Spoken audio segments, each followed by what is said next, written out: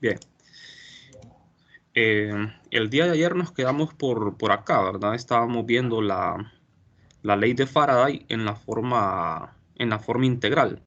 Llegamos a esta ecuación que relaciona el campo eléctrico con el campo magnético, ¿verdad? Es la primera relación que existe entre ambos campos. Bueno, entonces lo que vamos a hacer ahora es analizar esta ecuación, la ley de Faraday, para los dos casos, que son el medio estacionario y medios en movimiento. Vamos a comenzar con el caso de los medios estacionarios, en los cuales el circuito permanece en reposo y tenemos un campo magnético que varía en el tiempo. Entonces, la curva C, que es la curva, se refiere al circuito, ¿verdad? En este circuito C es donde va a transitar una carga. Bueno, entonces, el flujo solo puede variar en este caso por la variación del campo magnético. De manera que, si nos vamos atrás, vemos que en el lado izquierdo tenemos la integral de línea del campo eléctrico. En el lado derecho tenemos una integral de superficie del campo magnético. Pero hay una derivada respecto al tiempo. Entonces, esta derivada la tenemos que incluir en el integrando. Y tiene que ser una derivada parcial. Entonces, fíjense bien, ¿por qué una derivada parcial? Tiene que ser una derivada parcial porque el campo magnético depende de dos variables, ¿verdad? De R y de T. Entonces, aquí utilizamos el teorema de Stokes.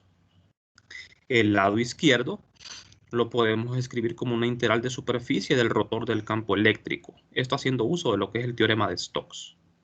Entonces, en el lado izquierdo tenemos una integral de superficie y en el lado derecho también una integral de superficie. Entonces, esto lo podemos agrupar en un solo lado de la ecuación y tenemos esto. Finalmente, lo que está en el integrando, esto dentro de paréntesis, para que esto sea cierto, para que sea cero, esto que está en el integrando lo podemos igualar a cero. De manera que de aquí obtenemos esta ecuación diferencial, que es el rotacional del campo eléctrico, igual al negativo de la derivada parcial de B respecto al tiempo. Entonces, esta es esta ecuación se conoce como la ley de Faraday. En 321, el rotacional del campo eléctrico era cero, pero aquí ya no es cero. Es la derivada de B respecto al tiempo. Entonces, este campo eléctrico, como ustedes ven, este campo ya no es conservativo. Este campo eléctrico ya no cumple con esa propiedad, ¿verdad? De que el rotor sea cero. Por lo tanto, es un campo no conservativo. De manera que no le podemos llamar campo electrostático. Simplemente le llamamos campo eléctrico. Bueno, entonces, esta ecuación que ven acá es esta misma, solo que en su forma diferencial. Es una ecuación diferencial parcial. Bien, entonces vamos a ver. Como sabemos de que la divergencia de B es cero y que B es igual al rotor del potencial vector, entonces si hacemos uso de esto en la ecuación anterior, en lugar de escribir B, escribimos el rotor de A en el lado derecho. Este operador del, yo lo puedo sacar. De esta forma es un operador lineal y escribir en el argumento, entre paréntesis, la derivada parcial de A respecto al tiempo. De manera que en los dos lados de la ecuación tenemos el rotor de un campo. Esto lo podemos agrupar también en un solo lado y factorizamos el operador nabla. En el argumento tenemos esta suma. Y si recordamos esta propiedad, esta identidad vectorial de que el rotor de un gradiente es cero, entonces podemos asumir de que esto que está entre paréntesis es el gradiente de un potencial escalar. Ajá, esto lo hacemos con el fin de obtener una expresión para el campo eléctrico. Fíjense que aquí estamos modificando dos ecuaciones de 321. Modificamos esta ecuación. En 321 esto era cero. Ahora no es cero y ahora se llama ley de Faraday. Entonces, Ustedes recordarán que en 321 el campo eléctrico era el negativo del gradiente de un potencial. Ahora también es el negativo del gradiente, nada más que le estamos añadiendo un término, que es la derivada parcial del potencial respecto al tiempo. Entonces aquí ya las cosas se van complicando un poco más. De manera que el campo eléctrico hay que escribirlo así, en términos del potencial escalar y del potencial vector. Bien, entonces aquí ya estas cosas ya son nuevas, ¿verdad? Para nosotros. No sé si tienen alguna duda con respecto al procedimiento. Esto cumple, ¿verdad? Todo esto que estamos haciendo tiene que cumplir con las identidades vectoriales del análisis vectorial, ¿verdad? Todo esto tiene que ser compatible con estas identidades. Bien, entonces es bueno recordar bien estas nuevas ecuaciones, ¿verdad? Estas nuevas formas de escribir los campos. Bueno, entonces vamos a pasar al tema ahora de las componentes tangenciales del campo eléctrico. Como nosotros ya encontramos con la ley de Faraday el rotacional del campo eléctrico. Con el rotacional yo puedo calcular las componentes tangenciales. Entonces, haciendo uso de esta fórmula que vimos en 321 para encontrar las componentes tangenciales, vemos de que el rotacional del campo eléctrico ya no es cero. De manera que podemos pensar, ¿verdad?, que las componentes tangenciales van a ser discontinuas, pero no es así, porque cuando h tiende a cero, también tenemos que exigir de que la derivada de b con respecto a t tienda a cero, porque esto tiene que ser finito. Entonces, esto que está en el lado derecho, este límite, tiene que ser cero, cuando h tiende a cero. De manera que las componentes tangenciales del campo siguen siendo continuas, ¿verdad? Así como en 321 eran continuas y aquí siguen siendo continuas. Esto no cambia. Esto no cambia. Sigue habiendo una continuidad en las componentes tangenciales del campo eléctrico. Bien. Vamos a seguir. No sé si tienen dudas hasta el momento, jóvenes.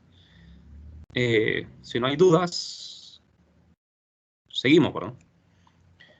Vamos a pasar ahora a los medios en movimiento. Entonces, una parte o todo el circuito se encuentra en movimiento. Fíjense bien. En el caso anterior, el circuito estaba en reposo, ¿verdad? Y el campo eléctrico era variable. Ahora vamos a asumir de que parte del circuito o todo se mueve. De manera que el análisis tiene que ser diferente. Esta parte es bien complicada matemáticamente. No es necesario, ¿verdad?, de que ustedes aprendan a resolver esto parte por parte. Mucho menos memorizarse esto. No es necesario. Yo por eso acostumbro a ir dando así, no, sin tantos pormenores, ¿verdad? Ir haciendo los cálculos más importantes en todo esto. Entonces, tenemos la derivada del flujo respecto al tiempo, ¿verdad? Y el delta t tiende a cero, esto se vuelve una derivada, ¿verdad? Tengo estos deltas, cuando delta t tiende a cero, esto se vuelve una derivada. Entonces, fíjense bien, la forma de proceder acá es, voy a mostrar bueno, lo voy a dejar para después mejor, por si tienen alguna consulta. Nosotros acá, en el lado derecho de esta ecuación, al campo magnético, en el argumento, introducimos un término, ¿no? Un término extra que es el delta T. Y también al diferencial de área. Esto es porque nosotros estamos asumiendo con esto de que el circuito inicialmente se encontraba en una posición y después de cierto tiempo el circuito se movió a otra posición. Por eso estamos involucrando aquí un delta T. Fíjense bien aquí en esto que estoy señalando. Aquí tengo B de t y A de t, porque se supone que el circuito se encontraba aquí en el tiempo inicial t. Después, en un tiempo posterior, delta t, el circuito se movió a otro lugar. Entonces estamos haciendo una diferencia, como sacando un promedio acá. Entonces, después de hacer una serie de cálculos, que no voy a detallar tanto, ¿verdad? Llegamos a esto. este resultado importante. Aquí yo lo que estoy diciendo con esto es que el cambio del flujo con respecto al tiempo a través de ese circuito que se está moviendo queda igual a esto. Son dos integrales. Una integral de superficie y una integral de línea del producto cruz de B con la velocidad. Esta velocidad que se introduce aquí, esta velocidad corresponde a la velocidad del circuito. Es la rapidez con la que el circuito se movió. Entonces, tomemos en cuenta eso, ¿verdad? Para lo que sigue. Entonces, vamos a ver. Aquí tenemos la ley de Faraday en forma general. Esta es la ley de Faraday en forma general, en forma integral. Entonces, la FEM, la fuerza electromotriz inducida, es el lado izquierdo de la ley de Faraday. Entonces, esta FEM se le llama FEM de movimiento, ¿no? La igualamos al lado derecho de esta ecuación. En otras palabras, fíjense, aquí tengo, esta es la derivada del flujo respecto al tiempo. Entonces, simple, para no confundirnos, ¿verdad? Introducimos la derivada de flujo respecto al tiempo acá, igual a todo esto. Y nos queda así, solo que aquí hay un signo más, ¿verdad? Aquí yo puse igual, aquí es un signo más. Entonces, quedaría esto, miren. Tengo dos integrales acá en el lado derecho. Ahora bien, ¿cuál es la diferencia aquí, dirán ustedes, con el caso anterior? La diferencia es que en el caso anterior no aparecía este término. Bastante obvio, ¿verdad? Porque si la velocidad del circuito es 0, este término extra desaparece y volvemos al caso anterior de medios estacionarios. Entonces, cuando el medio está en movimiento, la diferencia es que aparece este término extra, donde se incluye la velocidad del circuito. El orden aquí importa. Aquí es B cruz, la velocidad cruz, el campo. Acá está B cruz B. Cuando le dimos vuelta, fíjense bien.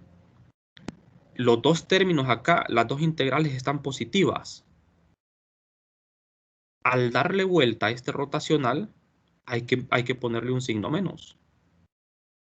Cuando introducimos aquí en esta derivada, al multiplicar por este menos, esta integral queda positiva y esta queda negativa. ¿De acuerdo? O sea que ahí para no confundirnos con los signos, perdón. Entonces, si utilizamos el teorema de Stokes, ya sabemos de que esta integral la podemos escribir así. De manera que el lado izquierdo queda de esta forma y el lado derecho, en el lado derecho tenemos estas dos integrales. Bueno, entonces, ahora lo que sigue es prácticamente una demostración la que vamos a hacer aquí. Esto sí es necesario, ¿eh? A este paso aquí es muy importante prestarle atención. Fíjense bien, lo que hicimos fue esta integral de superficie, mejor dicho, lo que estamos haciendo aquí es uso del teorema de Stokes nuevamente. Esta integral la estamos escribiendo en base al teorema de Stokes como una integral de superficie y la pasamos al lado izquierdo. Agrupamos, factorizamos el operador nabla y tenemos entre paréntesis en el argumento del rotor el campo eléctrico primado menos B cruz el campo magnético. Y en el lado derecho tenemos esta integral que la dejamos sola en el lado derecho.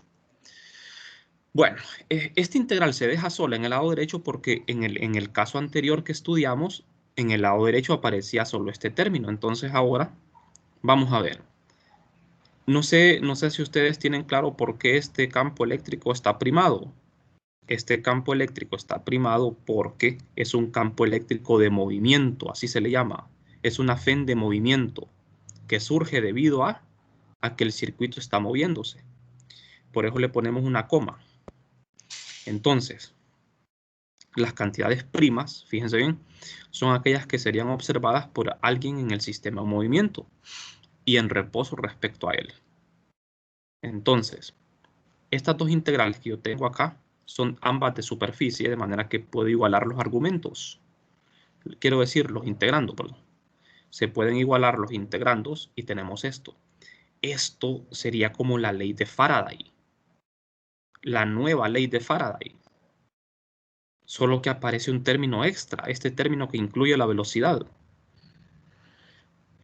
Entonces, vamos a ver. Tenemos velocidad del circuito, campo magnético externo y la derivada del campo respecto a t. Fíjense que la derivada del campo respecto al tiempo no es cero. O sea que este caso que nosotros estamos estudiando es para un circuito moviéndose, pero eso no significa que el campo magnético no está variando en el tiempo. Claro que sí está variando, ¿verdad? Entonces, estas cantidades son medidas por un observador estacionario. Vamos a considerar la fuerza sobre una carga puntual en movimiento. Este análisis que sigue es muy importante, muy interesante. Fíjense bien, tenemos un observador estacionario y tenemos el circuito. En el circuito hay una carga puntual que se está moviendo. Hay un campo magnético externo. La carga se mueve porque en el circuito hay un campo eléctrico, si no, no se movería, ¿verdad? Entonces, esta carga siente una fuerza eléctrica y una fuerza magnética, debido a que tiene una velocidad.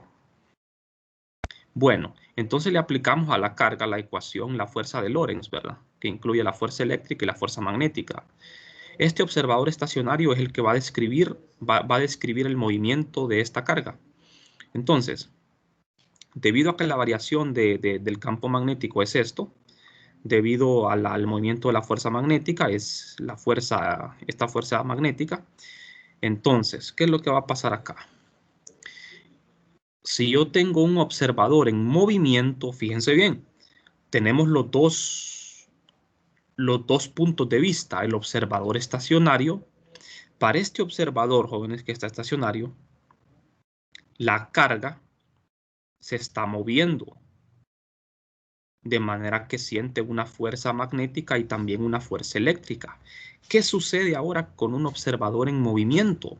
Este observador que ustedes ven acá está en el circuito, forma parte del circuito, de manera que para este observador esta carga está en reposo respecto a él, porque este observador está formando parte del circuito, ¿de acuerdo?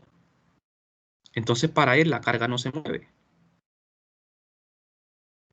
De manera que el término en la fuerza de Lorentz, este término que incluye la velocidad, desaparece porque para este observador la velocidad es cero. De manera que para él la única fuerza que experimenta la carga es la fuerza eléctrica. Ajá. Entonces, la carga Q está en reposo respecto a este observador. Siempre existe un campo eléctrico y siempre existe un campo magnético. ¿Estamos de acuerdo, verdad? Bueno, ¿qué es lo que sucede ahora? Vamos a comparar los dos marcos inerciales. El marco inercial del observador en reposo y el marco del observador en movimiento. Ambos sistemas son inerciales. ¿A qué se refiere esto inerciales?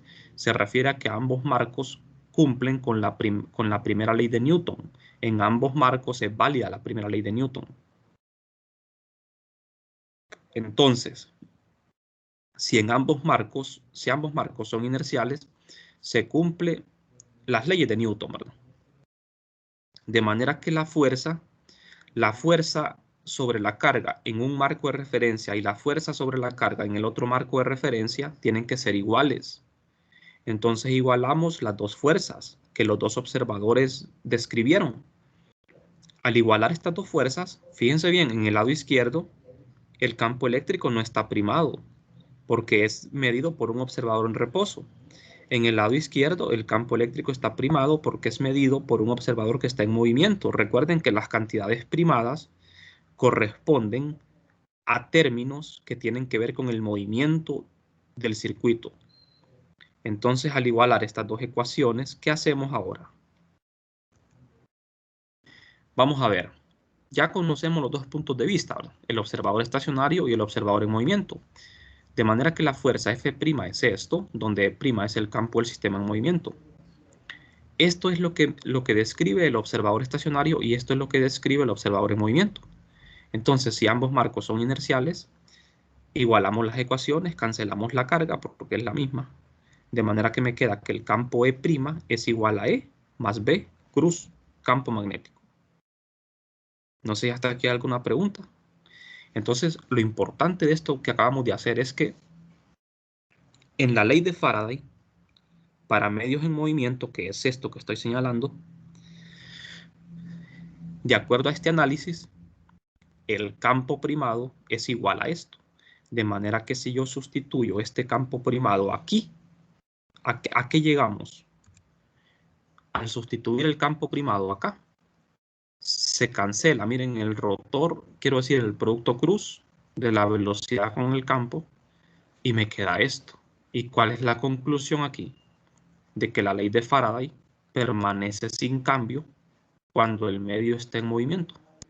La ley de Faraday siempre se cumple, ya sea para medios estacionarios o medios en movimiento. No le ocurrió ningún cambio a la ecuación. Es la misma. ¿Estamos de acuerdo, ¿verdad? La misma ley de Faraday. O sea que la ley de Faraday nunca la vamos a tener que modificar, ya sea que el medio se mueva o no. Con esto hemos demostrado que la ley de Faraday es independiente, ¿verdad?, del movimiento del medio. Estos resultados son válidos para velocidades menores a la de la luz, ¿verdad? Hay que resaltar eso. Solo cuando la velocidad del medio, o sea, el circuito, es menor comparada con la velocidad de la luz, porque si se acerca a la velocidad de la luz, tenemos que considerar relatividad, ¿verdad?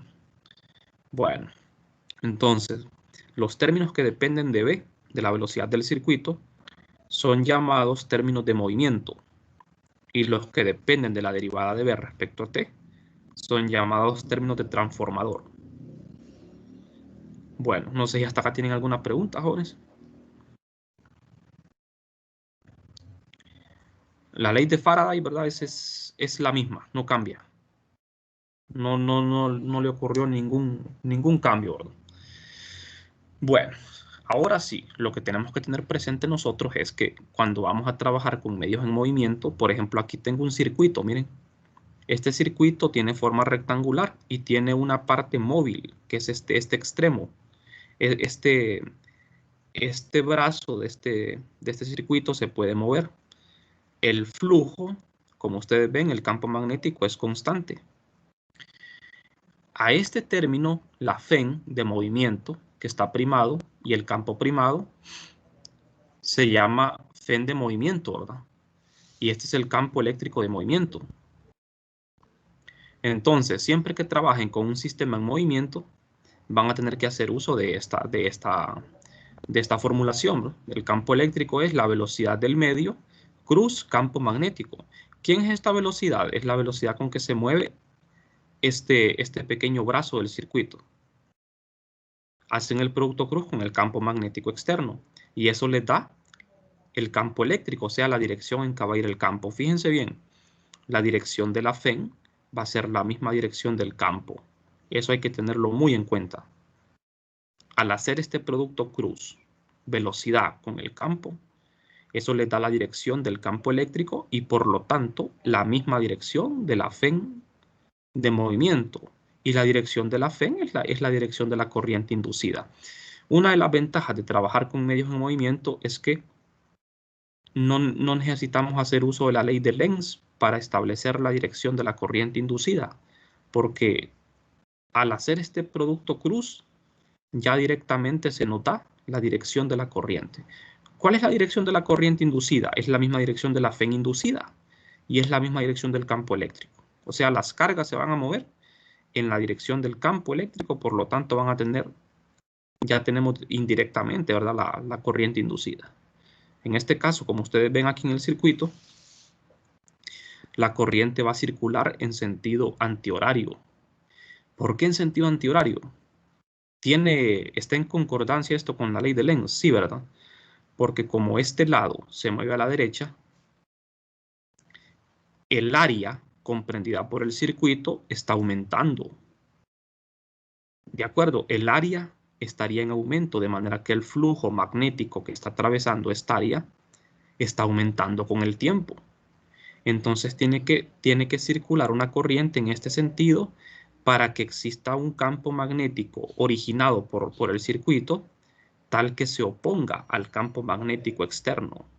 Si ustedes hacen uso de la mano derecha, van a ver de que si la corriente inducida en el circuito va en sentido antihorario, ¿hacia dónde va el campo magnético de este circuito?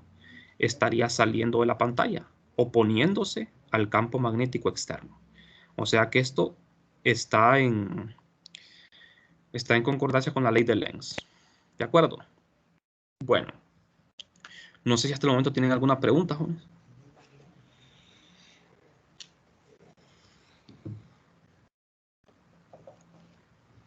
Bien, no hay preguntas. Bueno, entonces vamos a hacer un resumen de todo lo que hemos estudiado en la clase hasta el momento.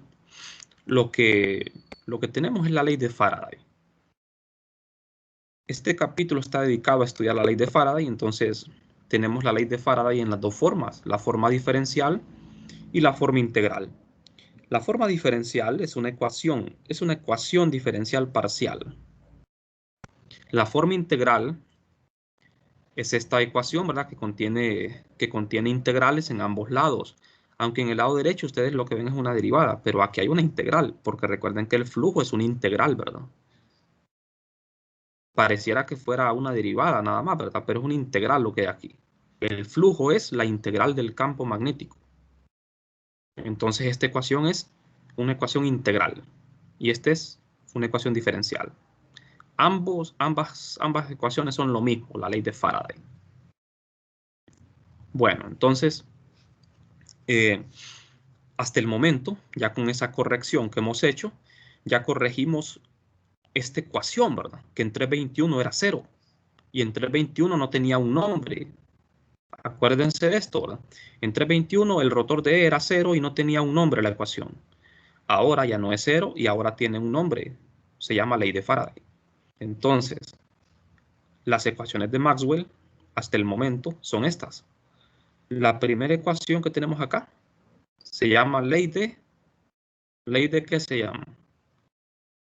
Aquí las tengo en las dos versiones, ¿verdad? Diferencial, integral. La primera ecuación sería ¿cuál? Se le llama la ley de qué.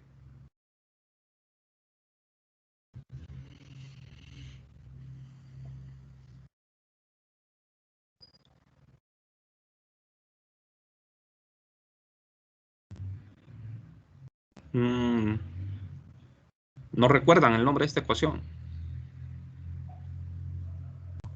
¿La ley de qué se llama?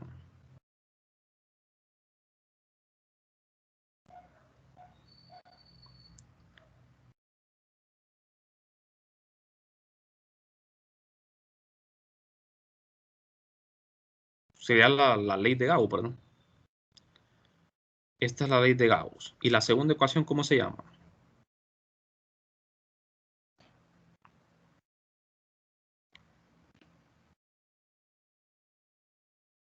Ajá. ¿Alguien lo recuerda?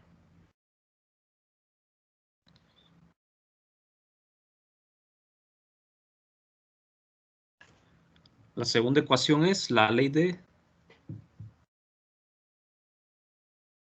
Es la ley de Gauss también, ¿verdad? Para el magnetismo. Las dos primeras, que son la divergencia, se llaman ley de Gauss. La tercera ecuación es la ley de Faraday. La última ecuación es la ley de Ampère. De manera que aquí ya tenemos las cuatro ecuaciones que son llamadas las ecuaciones de Maxwell. La única ecuación aquí que está incompleta, que tiene un error, es la última, que es la ley de Ampère. Esta ecuación necesita un arreglo todavía, porque todavía no es correcta. Bien, no sé si tienen alguna pregunta hasta acá, jóvenes. Aquí estamos resumiendo prácticamente todo el capítulo, todo el electromagnetismo, todo lo que vieron en 321 y lo que hemos visto en 415 hasta el momento, está resumido aquí. No sé si tienen preguntas.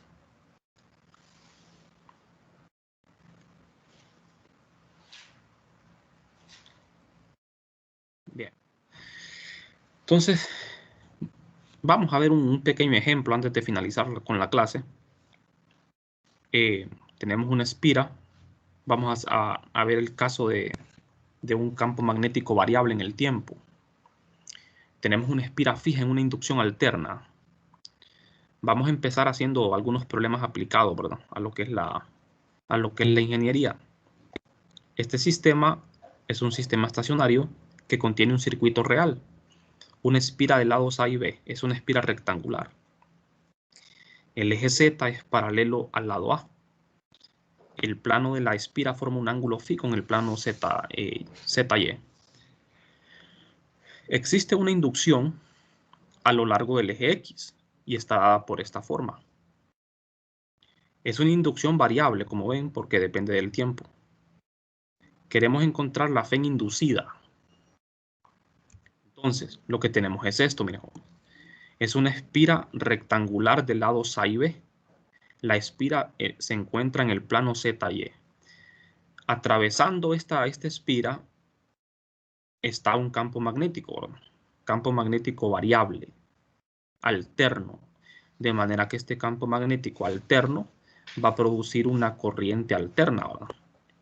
Bueno, entonces, visto de otra manera, este es un ejemplo de libro. La espira se encuentra dispuesta de esta forma.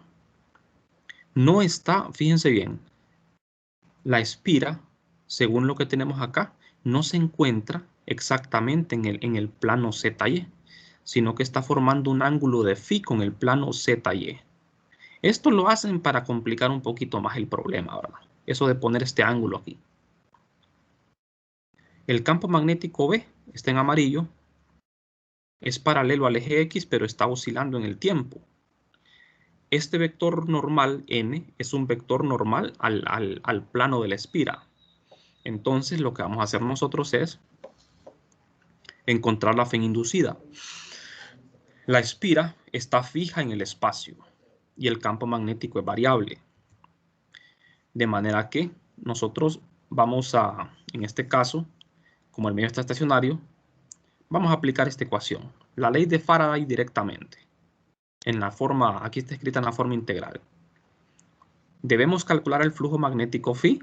El flujo está variando por la variación de B.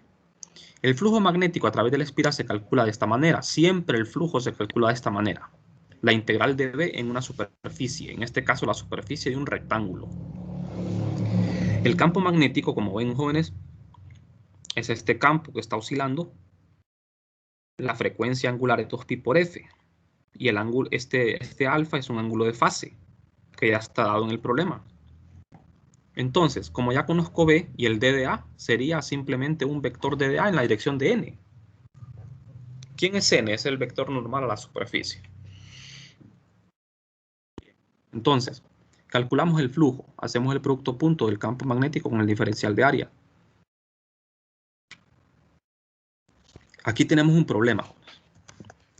Fíjense bien. Tenemos el producto punto de X con un vector normal, pero este vector no conocemos la dirección. Esta dirección de n queda arbitraria. Entonces, ¿cómo es posible que hagamos este producto? Lo que podemos hacer es basarnos en la definición de producto punto. Como estos dos vectores son unitarios, x.n, por definición de producto punto, es coseno del ángulo entre ellos. Y el ángulo entre ellos, ¿quién es? Es phi. Y la magnitud de los dos es 1. Fíjense bien en la figura. Phi es el ángulo entre los dos vectores. Esto está dado en el problema, en la figura del problema. Entonces, sustituyo acá en la integral coseno de phi. Ajá, pero como la integral es en el área de la espira, todo esto no depende de la geometría, de manera que lo puedo sacar de la integral. Coseno de phi es una constante.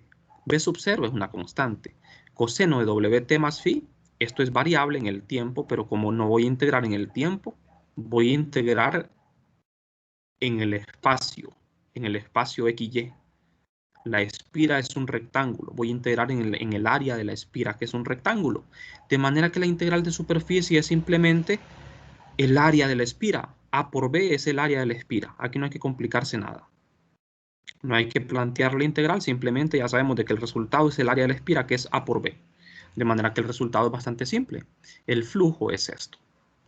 A por B multiplicado por todo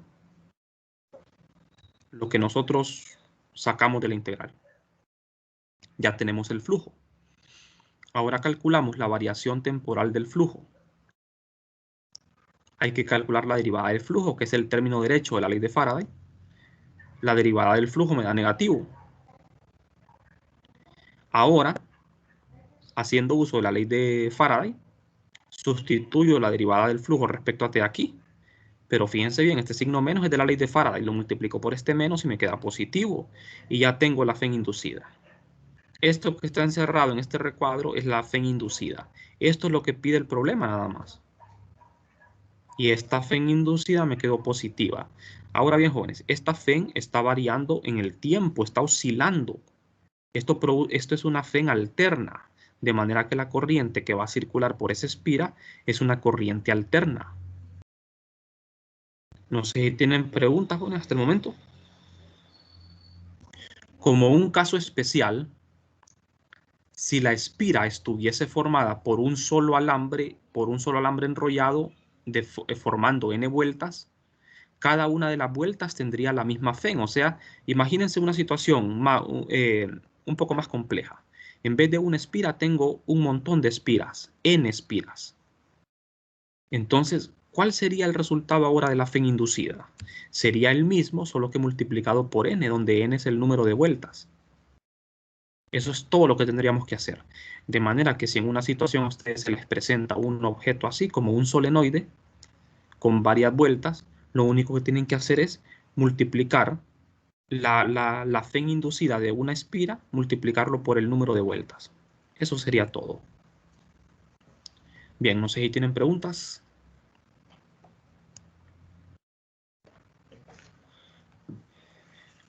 Bien, si no hay preguntas, entonces me voy a quedar por acá. Hoy tenemos la pruebita, ahora entonces les voy a dar un chance ahora para que se preparen mejor. Bueno, entonces